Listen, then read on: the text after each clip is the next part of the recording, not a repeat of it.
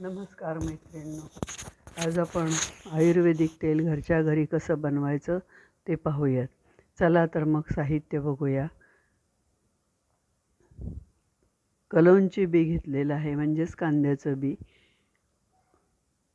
आणि 5 ते 6 आवळे मी चिरून घेतलेले आहेत, त्याच्या फोडी करून घेतलेल्या आहेत.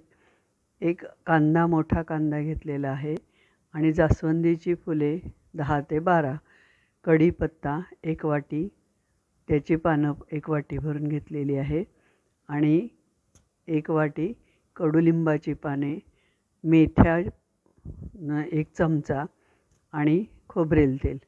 तर चला आपण आता कढई तापत ठेवलेली आहे. खोबरेल तेल घातलेलं आहे, पॅराशूट तेल आहे. आपली जी बाजारामध्ये दुकानामध्ये निळी बाटली मिळते पॅराशूटची, ते तेल वापरलेलं आहे. ती 200 ग्रॅमची आहे. ती अर्धी बाटली मी तेल घेतलेलं आहे.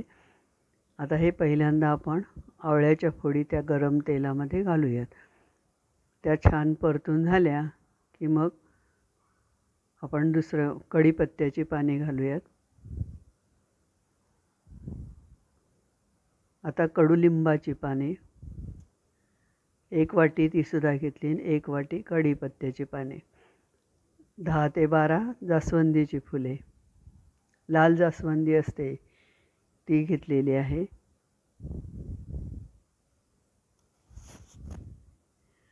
आता हे सगळं आपण तेलामध्ये, आणि मेथ्याचे दाणे 1-2 चमचे, 1 ते 2 चमचे असे हे सगळं आपण तेलामध्ये छान म्हणजे आवाज येईपर्यंत परतून घ्यायचं आहे. त्या पानांचा असा कुरकुरीत असा आवाज येतो तोपर्यंत आपण हे छान परतून घ्यायचे.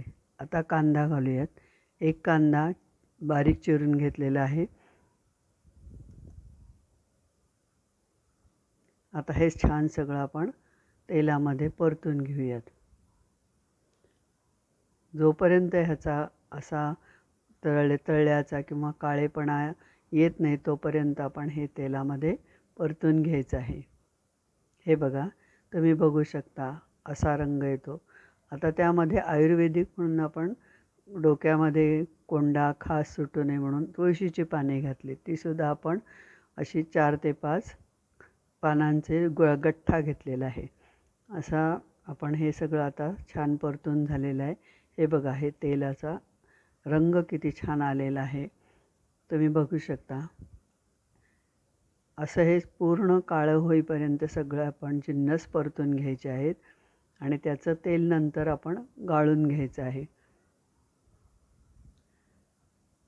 आता हे सगळं परतून झाल्यानंतर हे तेल थंड होईपर्यंत आपण थांबायचं आहे. थंड व्हायला साधारण अर्धा तास लागतो, आणि थंड झाल्यानंतर आपण ते गाळून घ्यायचं आहे.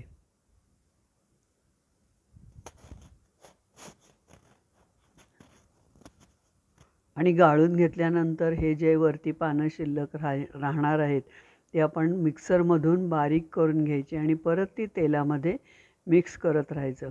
म्हणजे मग आपलं तेल परत त्यामध्ये खोबरेल तेल पाहिजे तेव्हा आपण घालू शकतो, आणि ते तेल वापरू शकतो. तर आता आपण हे बघा, हे बाजूला ठेवूयात थंड होण्यासाठी. ही पॅराशूटची बाटली आहे, त्यामधले आपण तेल वापरलेलं आहे. आता हे थंड होण्यासाठी अर्धा तास आपण बाजूला ठेवूयात. आता थंड झाल्यानंतर एक खाली बाऊल घेतलेला आहे, त्यावर चाळणी ठेवलेली आहे, आणि त्या चाळणीवर आपण हे सगळं गाळून घेणार तेल, जेणेकरून आपलं सगळं छान बारीक तेल आपल्या त्या बाऊलमध्ये पडेल, आणि वरती सगळा ते पाला वगैरे बाजूला राहील. आता हे गाळून घेतल्यानंतर हे तेल थंड झाल्यानंतर आपण एका काचेच्या बरणीमध्ये, जी स्वच्छ केलेली आहे त्या बरणीमध्ये ओतून ठेवायचं आहे.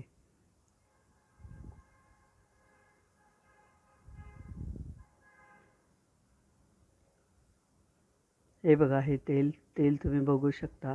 त्या तेलाचा रंगसुद्धा काळसर आलेला आहे. आता ही एक छान काचेची बरणी आपण उन्हामध्ये वाळवून घेतलेली आहे. कॉफीची बाटली आहे काचेची,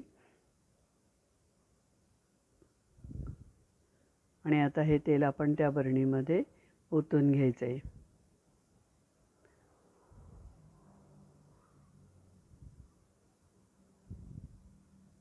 तुम्ही बघू शकता तेलाचा रंग कसा आला आहे तो. आणि हे तेल लावल्यामुळे केसामध्ये असणारा कोंडा, खाज सुटणे किंवा केस गळती हे सगळं थांबणार आहे. आणि कांद्यामुळे थंडपणा राहील डोक्यामध्ये. आणि कलोंजी कांद्याचं बी आहे ते पण आपण त्यासाठीच वापरलेलं आहे. मेथ्याचे दाणे केस गळत नाहीत. आणि कडुलिंबाची पाने आणि कढीपत्त्याची पाने ही केस वाढवण्यास मदत करते. आणि कडुलिंबाची